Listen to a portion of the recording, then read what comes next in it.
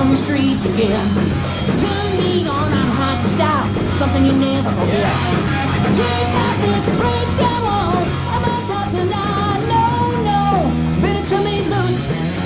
You better set me free, cause I'm a hot and young, running free. A little bit better than I used to be, cause I'm alive. Alive, why, yeah, cause I'm alive. I'm alive, why, yeah, cause I'm alive. Alive, why, yeah, cause I'm alive. I'm alive, why, yeah. Ladies and gentlemen, welcome back for another edition of Nick's Nonfiction. I'm your host, comic Nick Muniz. It is our April edition, an annual tradition. We go on a world tour this year. Neil Strauss taking us to the top with The Dirt, Motley Crüe, Red Hot. We are making our way through the music machine this month, hitting the road with one of the hardest rock bands of all time. These guys are known for fast and loud, the cadence for the show. Last year we learned the legacy of Kiss. These were a couple Jewish guys, Chaim Weitz and a half-deaf kid who were able to troubleshoot the music industry. This year we have the four most decadent lunatics who somehow survived. These guys haven't experienced. These brothers went to war together. Nicky, Mick, Tommy, and Vince. Each chapter is taken from a different guy's perspective. They shouldn't be alive to tell the tale. They're doing a reunion tour right now. Paid the price, lost lives along the way. Nicky is the wrangler for the band. He put it all together. He renounced his name at 20 years old, was an abused child, had no place in the world other than leading this crew.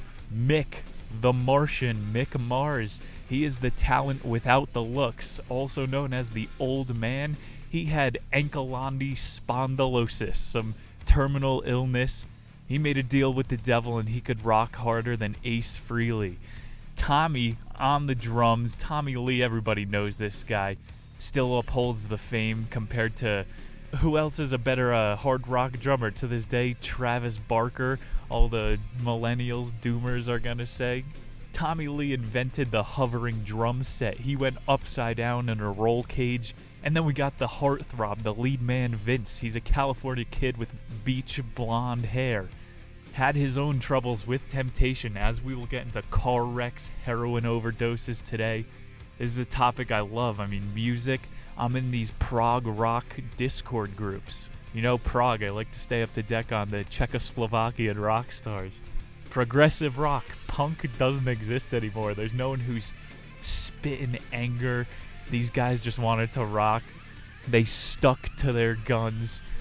You really don't see anybody coming out of the gates firing on all cylinders like these guys were. They put a muzzle on their chicks. Honey, this music is too loud. They wanted to fucking blow the lid off the clubs every night, made waves in the LA scene, and got picked up and spread out by the machine. Let's go about the author here. One of the boys, a regular on the channel, Neil Strauss, born in 1969. He's only 52 years old. Love to see what else is this guy going to do in his lifetime. He wrote that book called The Truth we're going to have on eventually.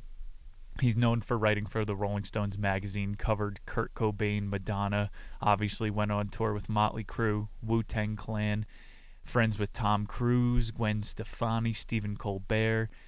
He also went on tour with Marilyn Manson, known for his work ghostwriting popular autobiographies, and his name's on the cover of the Kevin Hart one.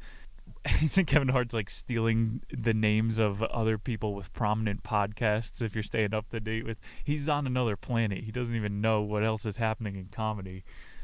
Motley Crüe, they stayed touched to their roots the whole time. Drugs and partying and Jack Daniels.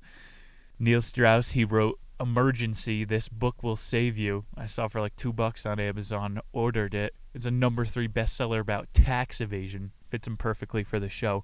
2011, he wrote Everybody Loves You When You're Dead. Another one about like the afterlife of celebrities. You get even bigger after you die. 2015, The Truth. It's called An Uncomfortable Book About Relationships. Game broke 1,000 views. It's a New York Times bestseller. You can expect to see that in the future. This ain't the last of Neil.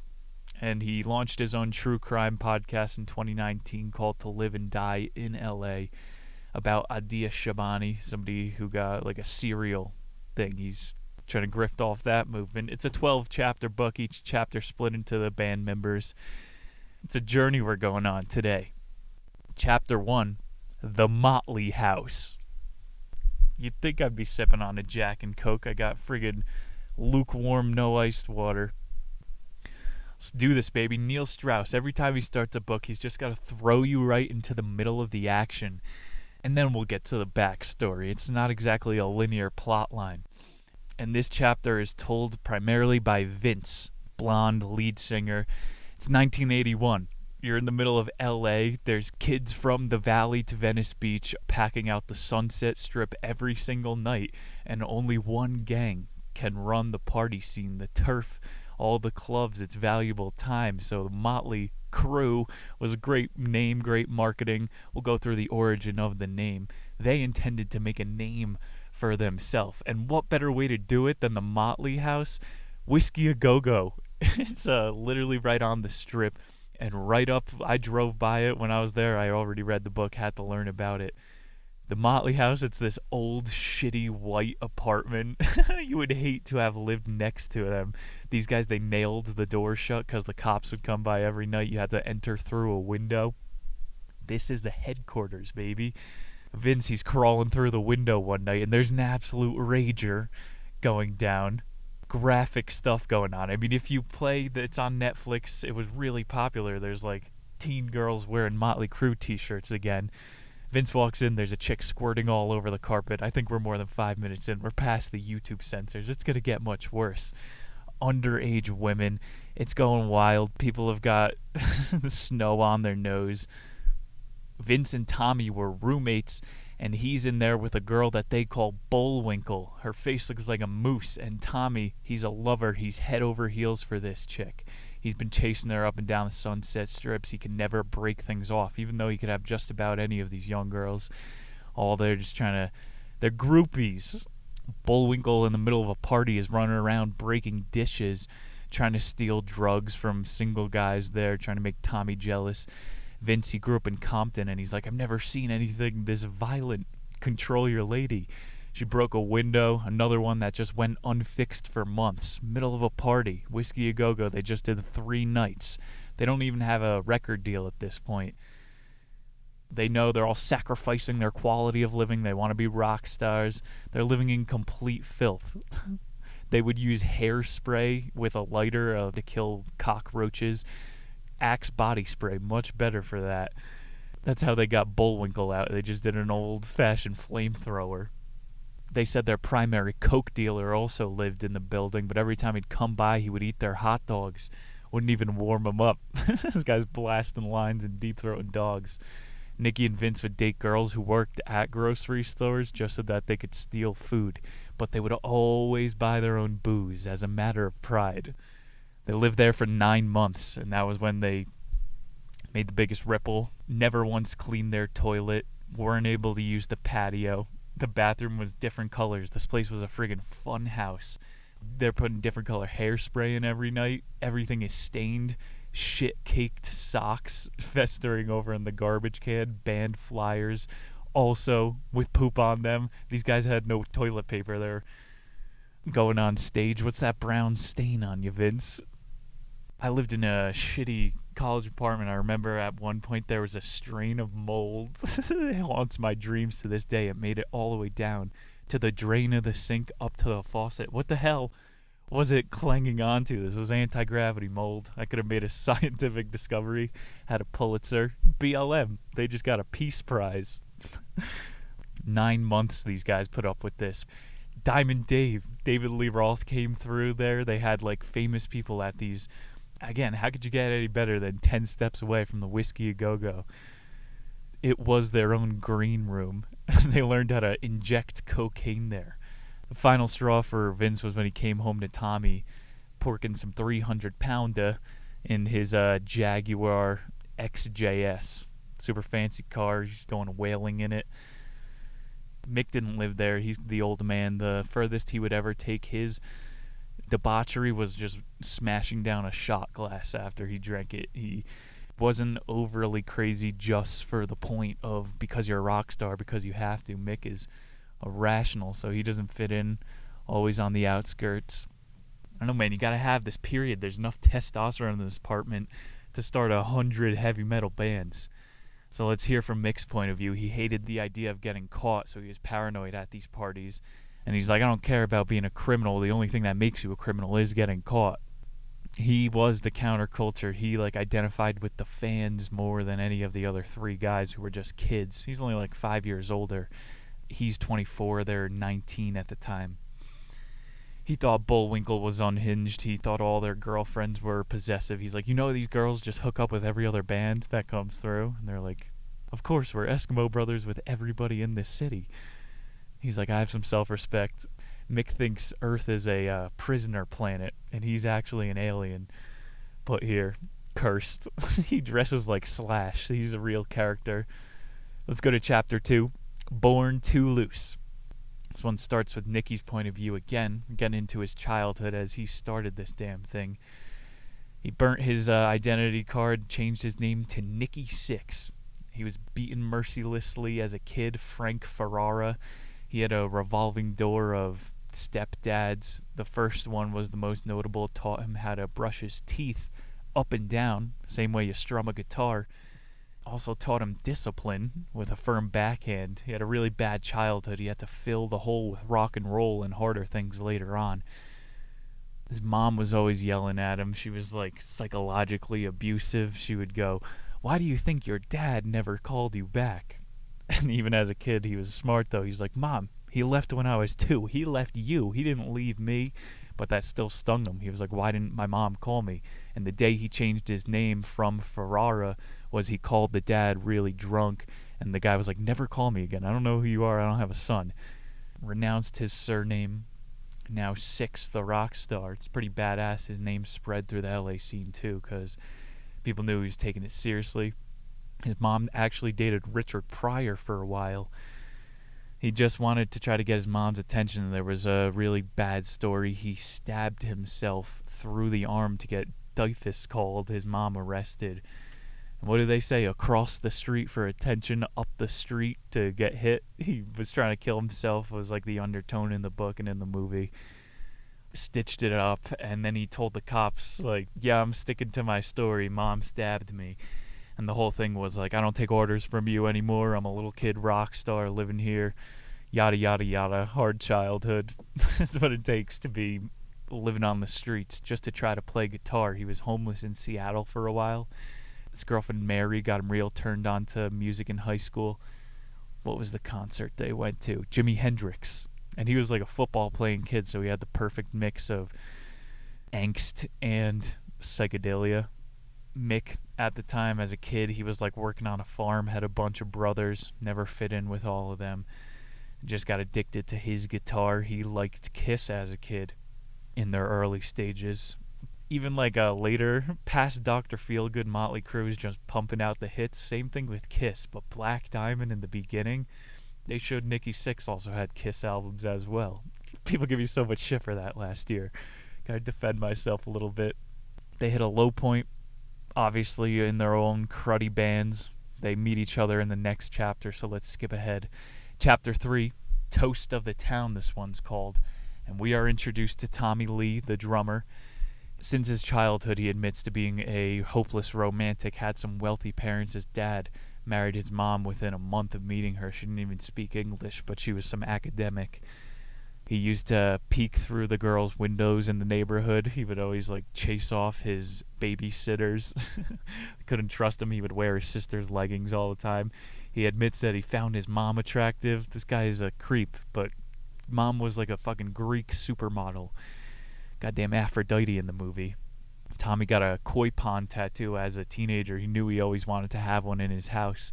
And he's going, you can't predict the future, but you could take it hostage and bring it somewhere. He approached Nicky after a show in order to get an audition. Tommy, he wasn't the sports playing kid though. He wouldn't have matched in with Nicky. He was in the marching band, but that taught him how to do these little drumstick twirling maneuvers.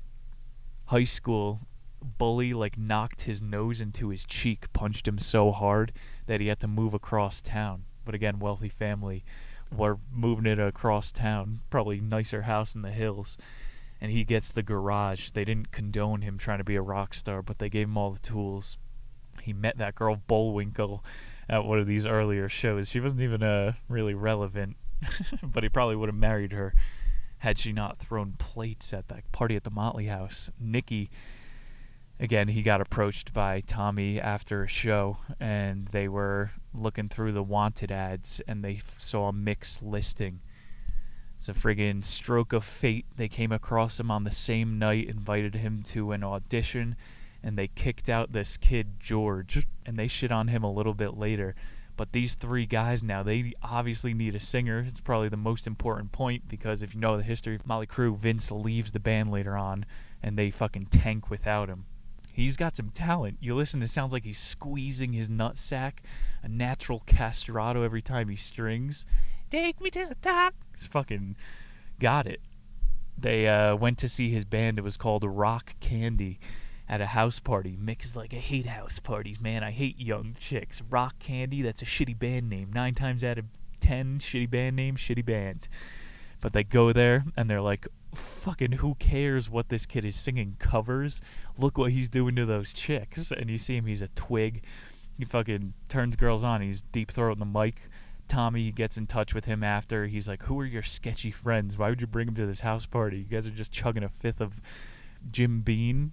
Socialize a little bit. And they're like, fuck you, listen to our mixtape. I know you're going to come. Week goes by. Vince finally comes around. And he brings his high school druggy girlfriend. She's a little bit older than him, and she's basically taking advantage of Vince, feeding him cocaine and just like, I'll make you a rock star. But this bitch doesn't know how to manage a band like Doug Thaler, Bob McGee. Those guys, we'll meet them later. This chick needed to be blown her skirt off. So she goes over, and this is the first time you got all 4 of these guys in a room with all their equipment at the same time. They play, I think it was a live wire. I'm alive! Alive wire! Fast and loud, and she's like, baby, I don't think they're good enough to play with you. This stuff is gonna scare the people away.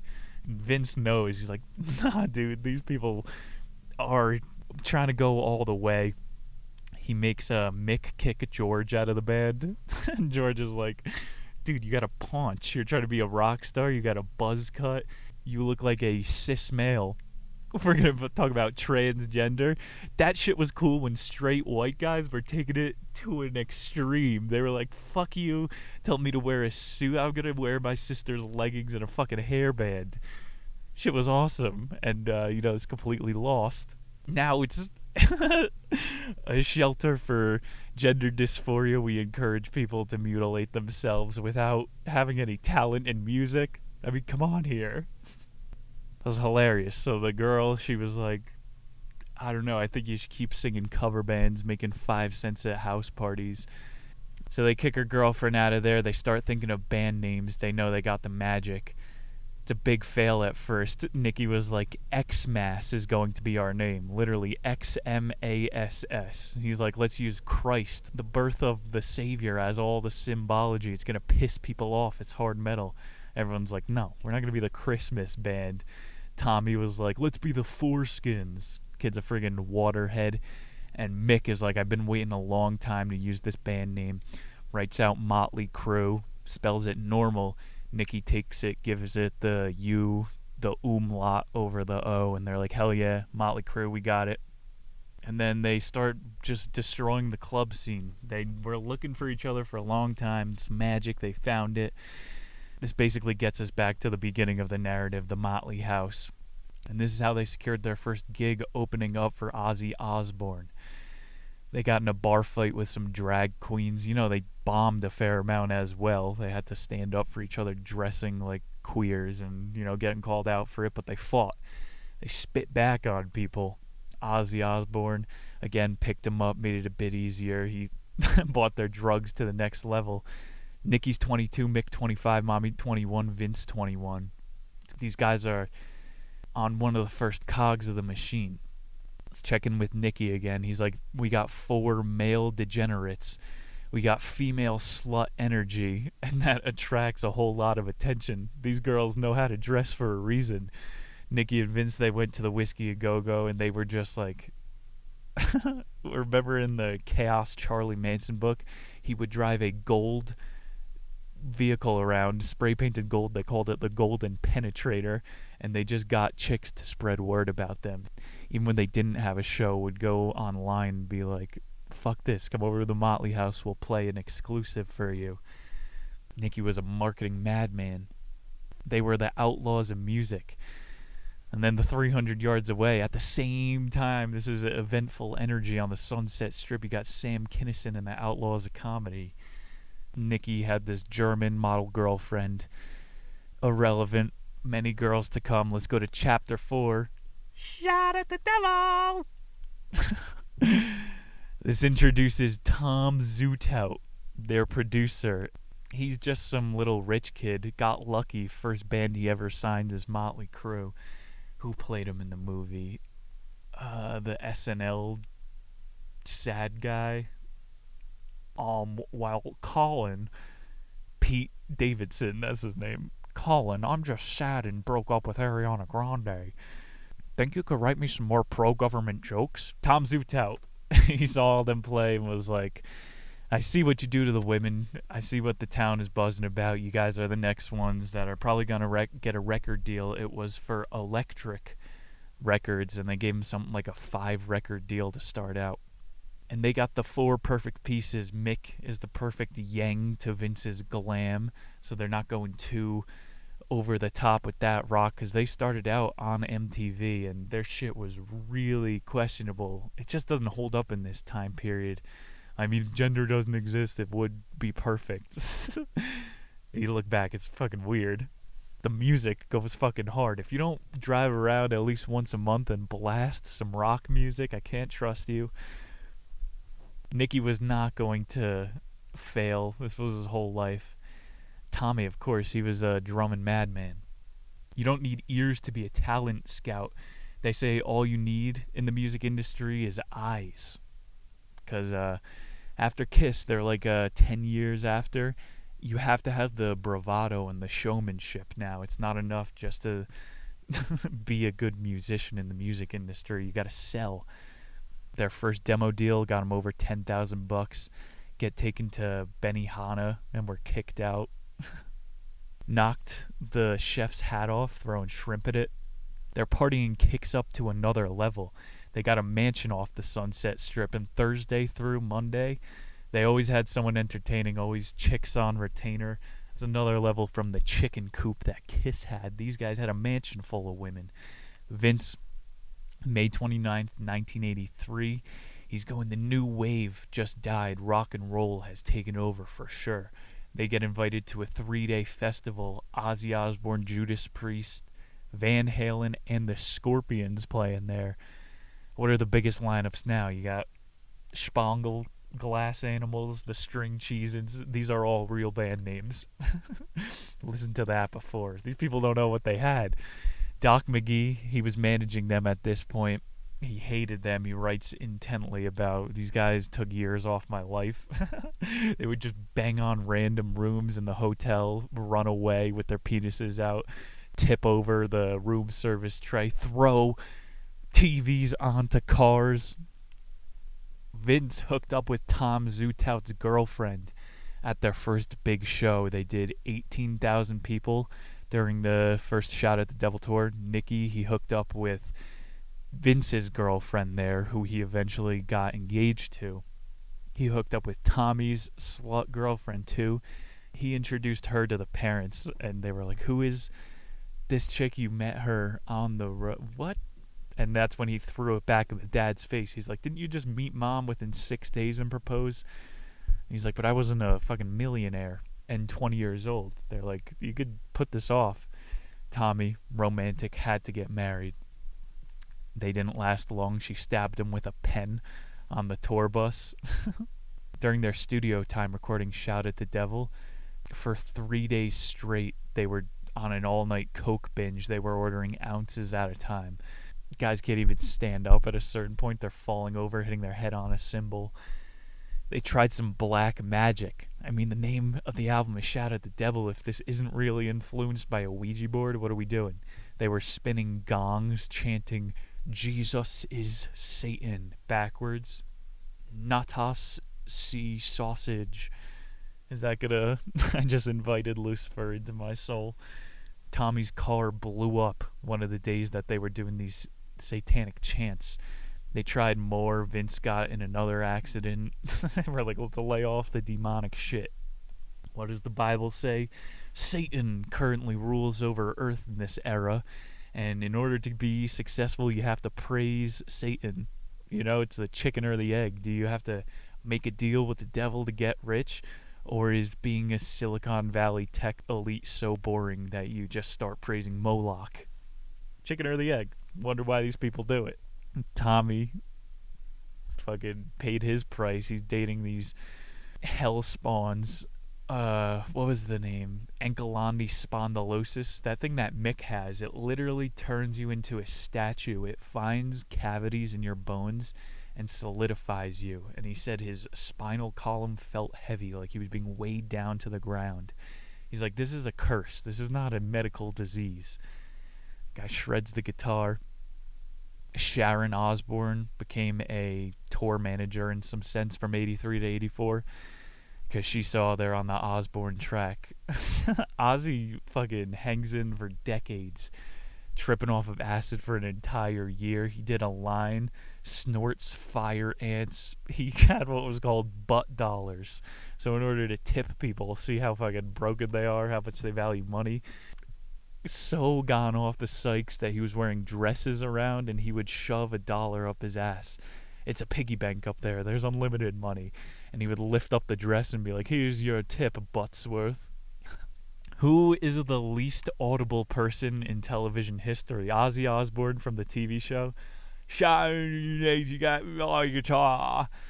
You got Bam Margera's dad. And old man from Pawn Stars. Chumley, if you know how to make a deal. Those guys could have lasted on the road. That's my dream band. These four guys are getting managed by Sharon Osbourne. They got Zootout and Thaler.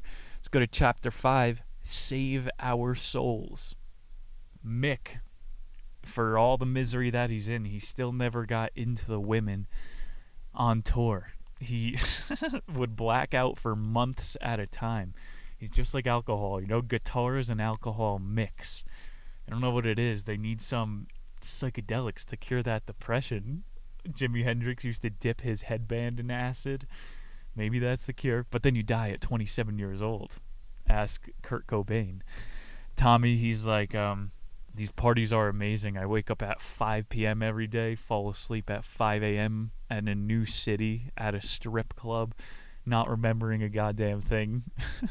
But these guys, when they're not on the road, is when they start doing more drugs. That's why this chapter is called Save Our Souls. Something about the momentum was able to keep them going. It's not going to be an easy adjustment going back down. Vince was ripping it 65 and 25 mile per hour zones every single night. And they were at a really big house party when he went out with their British lad and he killed him. They got into a car accident. They got T-boned. Classic Hollywood movie scene. They're just jamming out. Why do they need to build this up and make me nervous? Unnecessarily loud. It fucking makes you jump. You know it's coming. And Vince, this breaks up the band because it was in the news. They don't break up officially at this point, but everyone's not talking truthfully anymore. They're like, Vince, you ruined it for us. And he's like, this could have happened to anybody. All of us drive drunk every single night. I know. I had to do 30 days in jail. They gave Vince 19 days as long as he stayed sober. How many people have access to drugs in jail? What kind of a stipulation is that? Isn't it knowing you're not going to do drugs in jail? These guys don't pay the price for anything. Doug later on is like, this could have been a giant teaching moment for the band. This is when it seriously went off the rails. They knew there were no repercussions for any of their actions. Vince got clean for a while. He's like, I'm done drinking. Doesn't last forever. He's a fucking rock star. He wants to have fun on tour. He said this is the boringest shit. Not being able to drink and being around these guys, it's actually annoying. Nicky had his first panic attack at the time because he heard about the crash and was like, obviously it could have happened to me too. He's doing heroin. When Vince came back to the studio after being clean for 19 days, he gave him a bump, and peace offering. It was complete heroin. He starts throwing up. He's like, what the fuck, man? Everyone knows that's not cool. Band's never going to be the same after this. They had their growing phase. I mean, they're still rocking hard. Tommy is driving drunk, doesn't learn a damn thing, ripping motorcycles all over town, tearing up people's yards, doing donuts for fun. That's an easy fine to pay off the cops. When you kill somebody, that's when you got to do a little time. Vince's sex addiction ramped up because he wasn't able to drink anymore. He knew the sobriety wasn't going to last long, but he wrote some good songs in the meantime. I think him and Tommy fight over the rights for Home Sweet Home around this era. Nicky's getting dope sick when they go to tour around Japan. And so he meets up with a Persian heroin dealer. It's supposed to be the good stuff. And these guys aren't on the same wavelength. Nicky's talking about, like, his parents still. He's trying to fill that friggin' whatever void. And this guy is like, my dad used to shit on glass tables while hookers were underneath. Like, he's a heroin dealer. What kind of childhood did this kid have? Nicky's like, I'm a pervert, and I've never thought of anything half as fucked up. There's no way that's real. This drug dealer who had him over D for the first time, and they threw Nicky's body into a dumpster. Yeah. They reported on the news he's dead for 12 hours.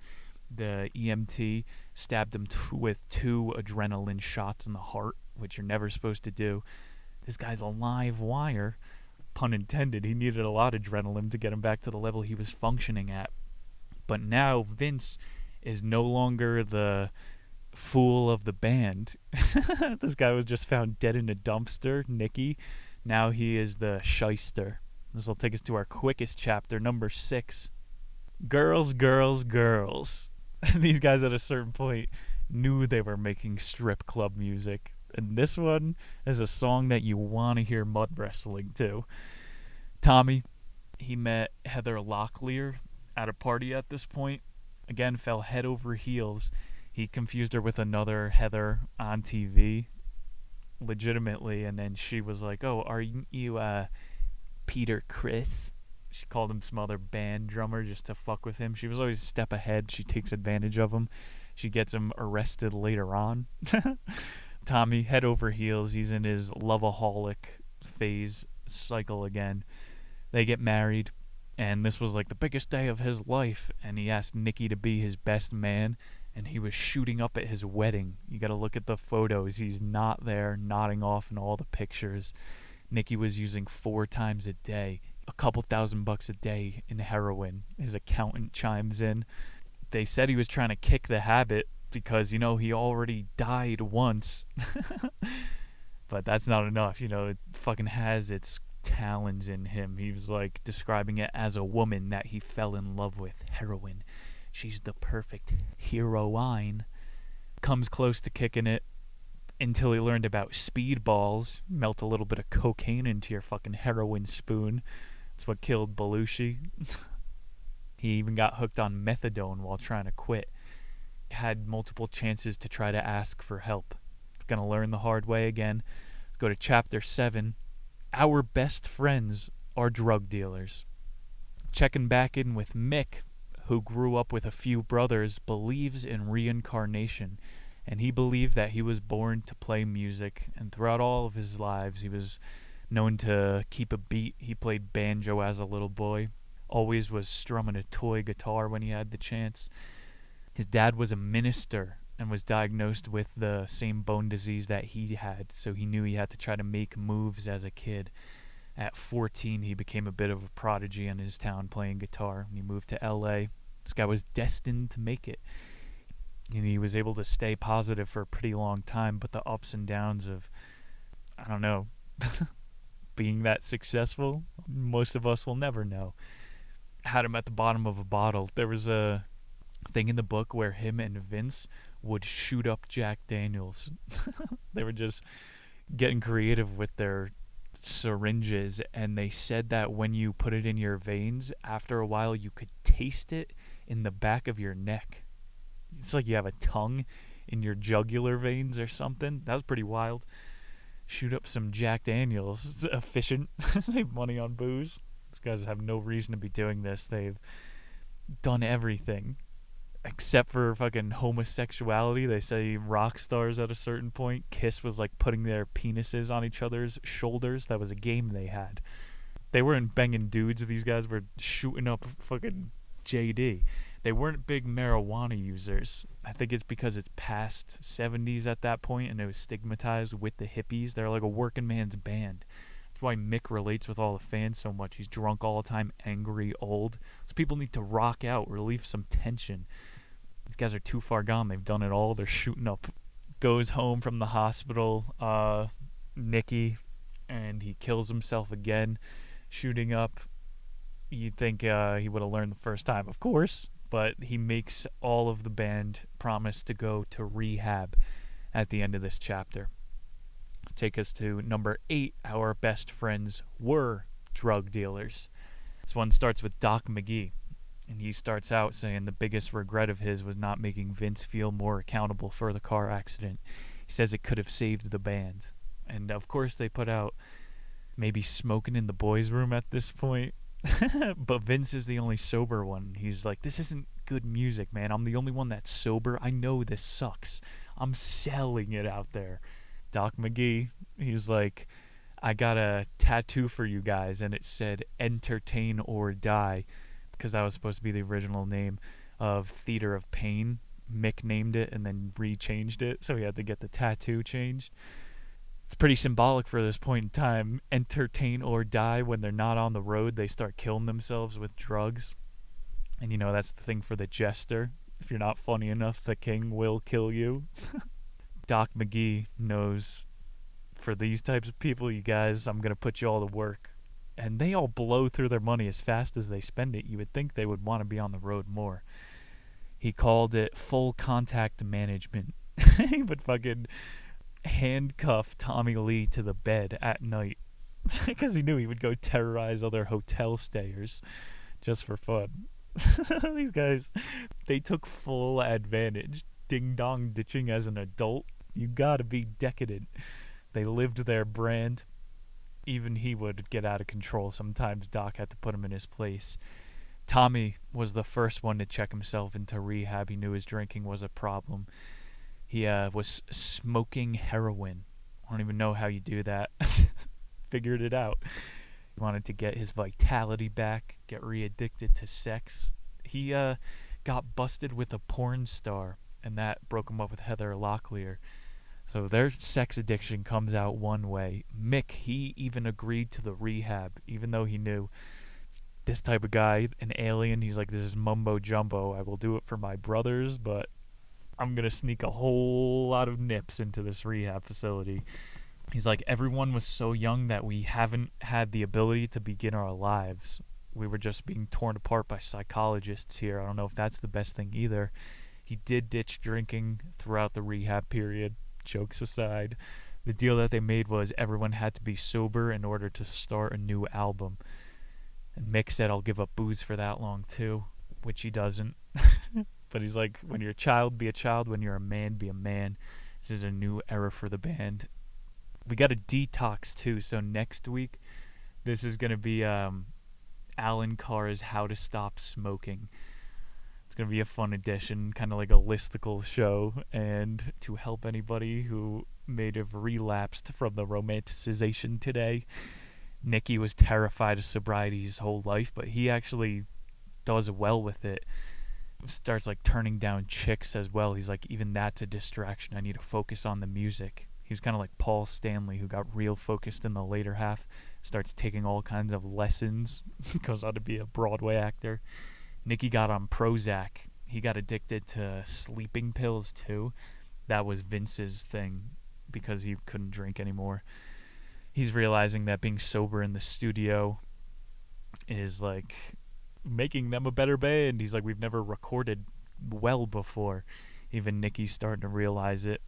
Tommy relapsed after the rehab, and he had to do time in jail, was sentenced to life in prison in the Caribbean because he got caught with the biggest coke dealer on the island.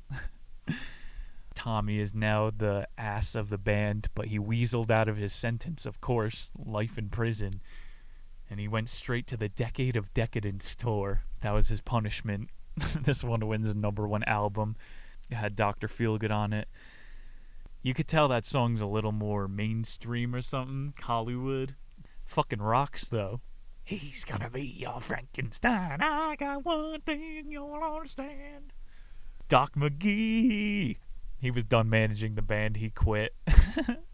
Even after the rehab, he's like, I got him clean. This is not worth. One of the last straws was he tried to reintroduce Nicky's mom. This had him relapse again. So he's like, I thought you were my friend, but you're just another leech trying to take my money in the system. This was the last strand. Pretty metal. Even after they got sober, they kicked out management, the fucking suits. Hell yeah, baby. And I think this is when Vince got in that fight with Axl Rose. They were friends with David Lee Roth, but they couldn't keep it together with the fucking British rock bands. Let's go to chapter 9. Don't Go Away. Neil Strauss gave some really good insight here into the music industry. And of course, all musical artists that you have ever heard of get put through the machine. He said stage 1 of the platform is the conveyor belt. And it's all the young artists waiting for a chance. He says you got to time your jump at the end of the conveyor belt, and that way you could land on the first cog. And that's what Motley Crüe did. They were in the theater scene, and they got in that 18,000 person theater, rocked it, went on to stage 2.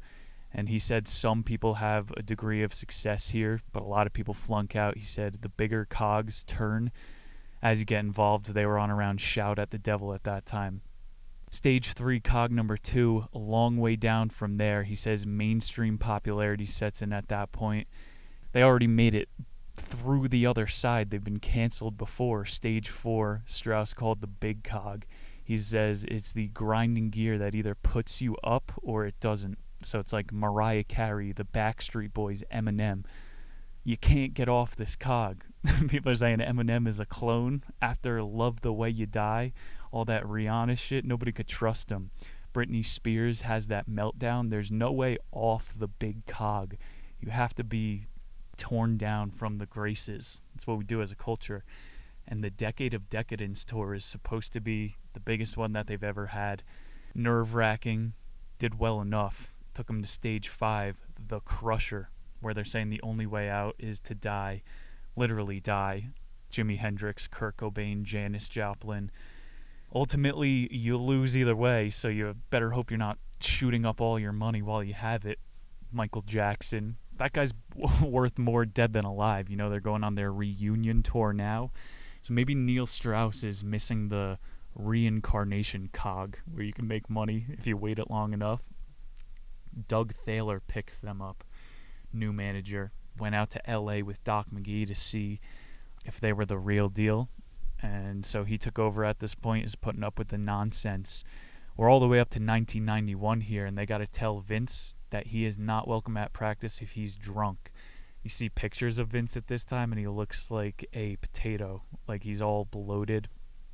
So they have that classic argument. Nicky says that he kicks him out, but Vince is like, you can't kick me out, I already quit. That was when they had Mama Coming Home, whatever song that one is, popped off, and Vince goes real bad here. He starts relapsing hard into drinking because they saw the band sign John Corabi, that other singer, who they start going back from arenas to theaters. So this guy was not the answer, but it still puts Vince in a darker place, and they milked this in the movie for way too long. He has a sick kid, and Vince is like, this is against the rules of the universe. This isn't supposed to happen. All the guys go to the bar. They have a little reunion to try to get him back because they knew they were failing without him, so it all kind of works out. Nicky was like, I've never had a family. This is the only thing I've ever wanted. They had to kick John Corabi out of the band. Him and George need to start the Motley Crüe too. Tommy saw it happen 100 times. He's like, Vince, I've loved and lost. Terrible comparison, Strauss. Dead kid. This guy made it back to a rock star from that point. Vince, his wife left him too. Maybe the kid was the only thing keeping them together. So Tommy was able to help him through that. Good thing he had the boys. There probably could have been a bad ending for Vince at that point. Pretty quick hiatus, though, when they weren't together. Everybody's got to have that big reunion. It sells tickets at a certain point. So let's go to chapter 10. We're in the falling action now, Without You. So I guess a little more time here without Vince. People weren't showing up to the tours, as I just said. It's going to be a super quick one.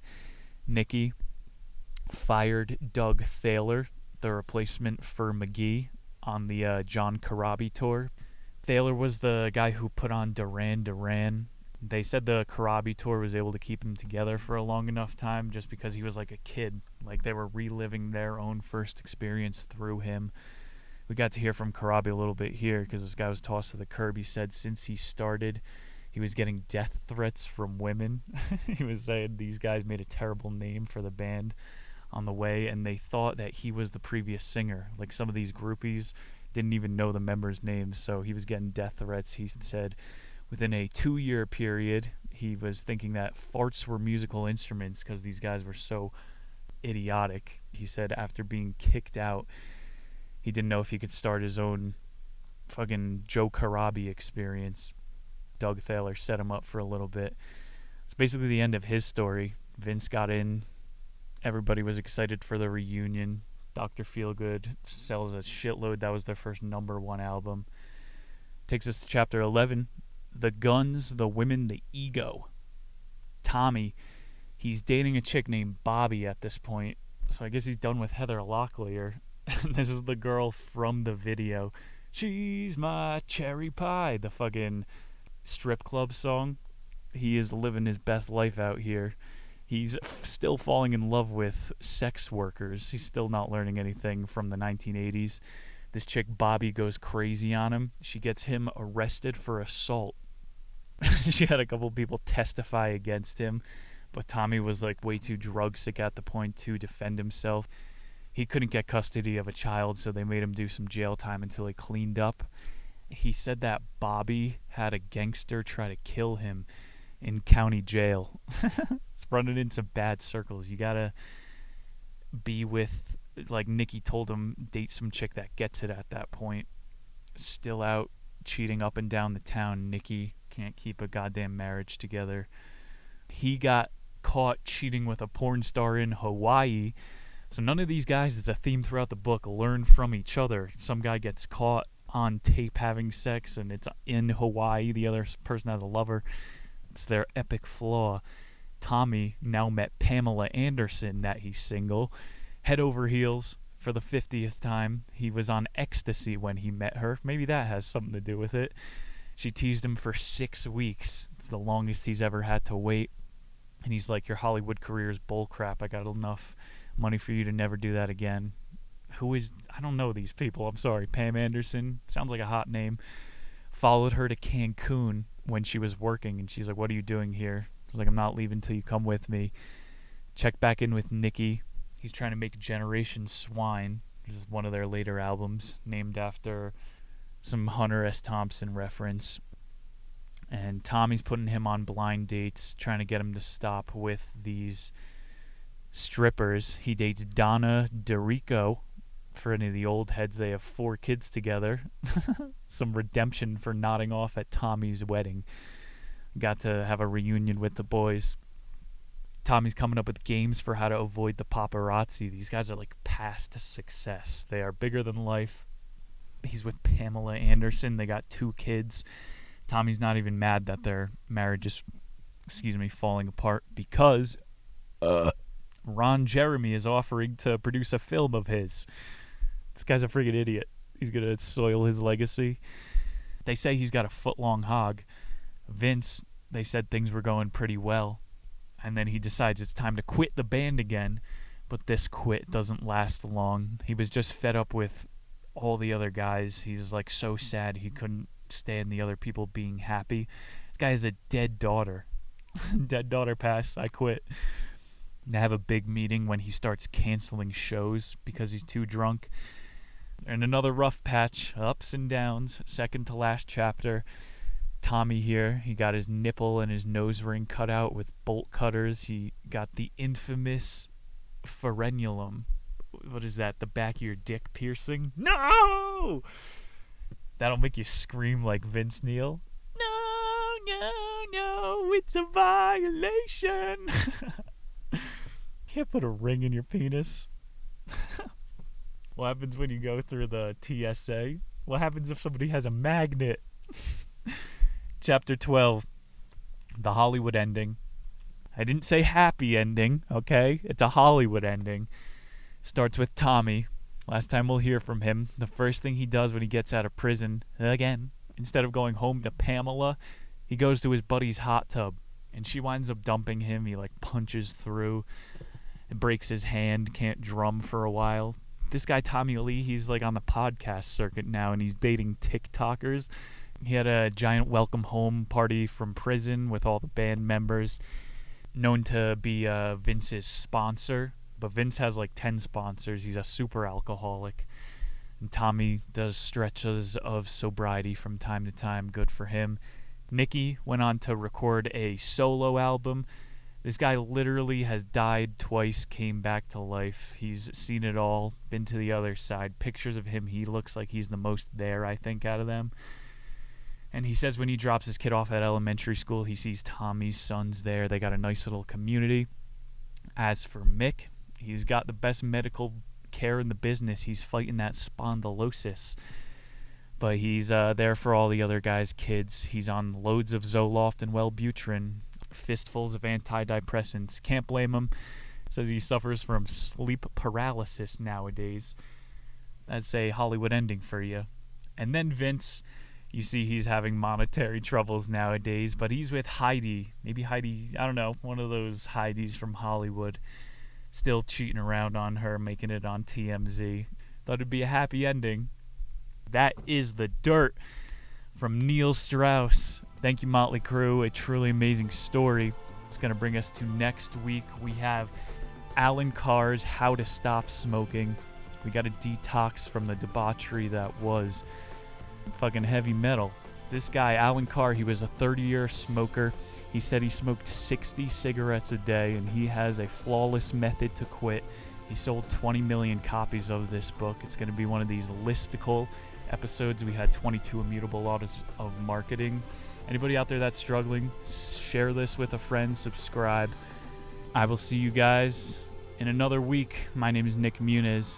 Take it easy. Peace.